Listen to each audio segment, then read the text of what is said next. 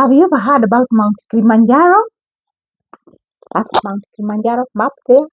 And if you have heard about Mount Kilimanjaro, whom would you like to climb Mount Kilimanjaro with?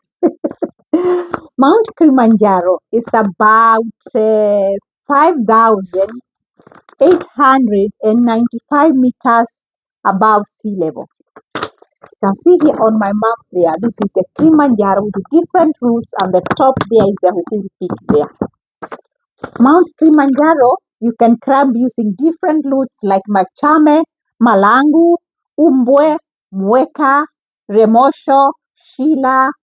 You can use Rongai. Rongai is also, you can climb it from Kenya.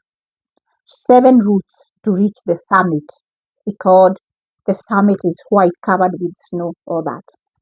So today we are going to talk about Mount Kilimanjaro, and I'm going to give you a very, very, very touching story of a guy called John. That's not his real name, but that's the name I decided to use, who conquered Mount Kilimanjaro after undergoing a heart transplant. Okay. Before John ever stood on the slope of Mount Kilimanjaro, he had already climbed the hardest mountain of his life. It wasn't made of rock. It wasn't covered by the snow. It wasn't on the hospital bed. John had survived a heart transplant, and his body had been pushed almost to its limit. His strength was gone. Muscles that once carried him through ordinary days now struggled with the simplest things, like walking across a room. Could feel like climbing a mountain already when walking after the heart transplant. There was days when John wondered, will I ever feel strong again? And perhaps somewhere in his hospital room, the idea of climbing Mount Kilimanjaro seemed almost impossible. But sometimes when life takes something away from you, it will give you something stronger or something extraordinary, unexpected. That's right. That's the nature of life. A reason to fight, a reason to dream, a reason to take one step at a time. That was John. John began rebuilding himself, one step, one breath, one day at a time. He wasn't training as simply to become stronger. He was training because he wanted to improve something to himself. Did you hear that? Improve something to himself, not for anybody else. This is my giraffe. You can see it here.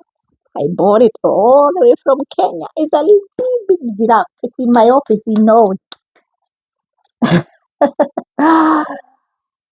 But John, let's continue with our story. So that his illness had changed his life, but it did not have to define the rest of it. That's a lesson we learned today from his story as well. Yeah. And then came Kilimanjaro. The mountain rises above Tanzania like a giant waiting patiently in the distance. It is 5,800 meters, 895 meters above sea level. 5,895 meters. Uhuru Peak, the roof of Africa. At the beginning, John walked slowly, pole pole. We say in Africa, pole pole. We walk pole pole, pole pole, pole pole, pole pole, step by step. We step. If the head guy step, you step a step. That's how we climb. The mountain doesn't care how strong you are yesterday. It only asks what you have left today. So, his breathing. Sometimes you can imagine somebody who have gone a heart transplant. His breathing could become not easy. But remember, we have very professional guys. They monitor your body, how you are reacting. They sit down with you. They ask you, do you have headache? Are you feeling like you want to vomit? They read the sign. They can see you and they talk to you. So don't worry when climbing Mount Kilimanjaro about this mountain sickness we have. professional guides. Okay, as the altitude increased, the air became thinner. That's what happened with the mountain.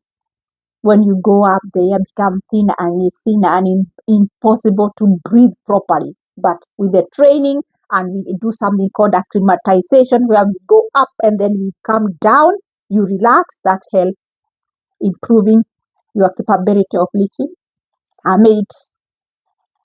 The night became cooler, the body became tired, and eventually the mountain began asking John questions every climber must answer. How badly do you want to reach the top? I'm laughing because I was here. I have climbed Mount Kilimanjaro and it's yeah. It's a lesson to learn. And but I would recommend once in a lifetime, please, try this mountain. No more. His legs were tired. His breathing was difficult. His energy was disappearing. And every step seemed to change everything he had.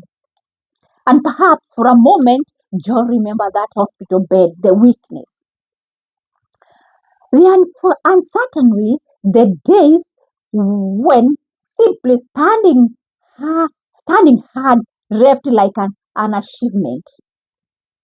And I like to imagine that he looked up at the mountain and thought, looked up on the mountain, and it's the top of the heart of Africa, the top of Africa.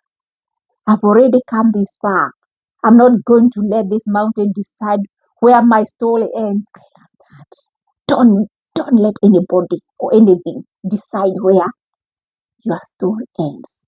Be strong like John. So he took another step, then another and another, not because his body felt powerful, but because something inside was stronger than his exhaustion. His heart was still saying yes, yes, step by step, step by step. The guide normally say pole, pole, pole, pole, and we come behind them like the giants. We step behind them, pole, pole, pole, pole. Eventually, we are on the top. This is something Kilimanjaro teaches us. You don't always climb a mountain because you are strong. No. Sometimes you become strong because you decided to keep climbing. This is for everybody who is having some difficult. You become strong because you decided to keep climbing. Pole, pole, pole, pole, pole, pole.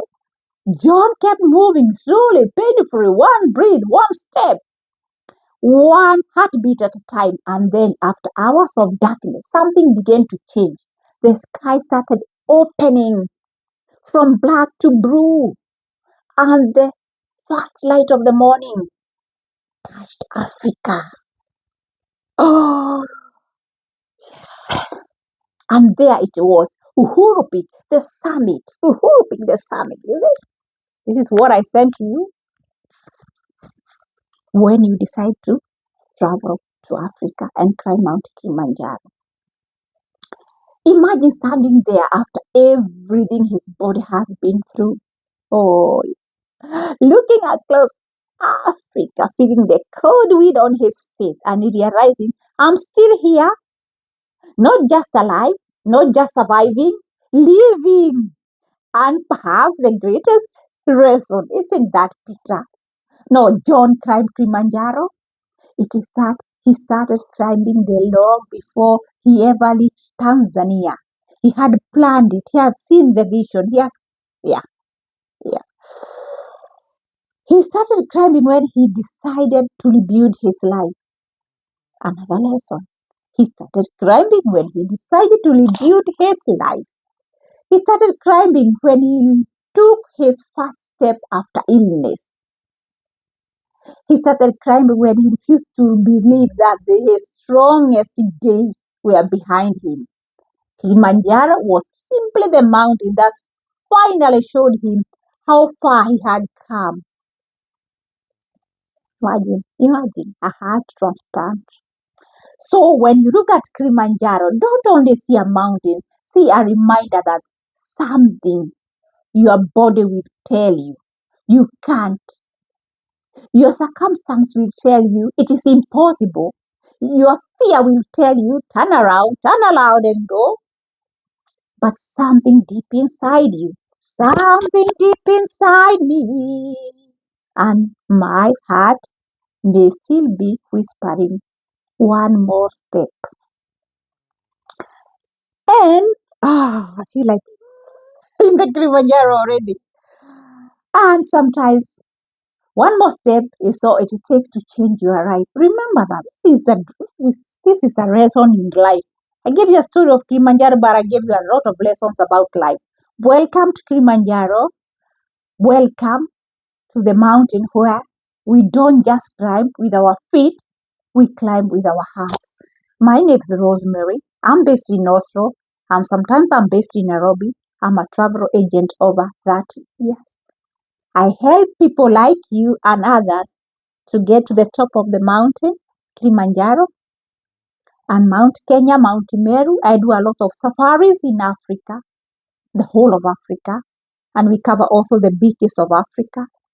So you can contact us on info@kenosafaris.com.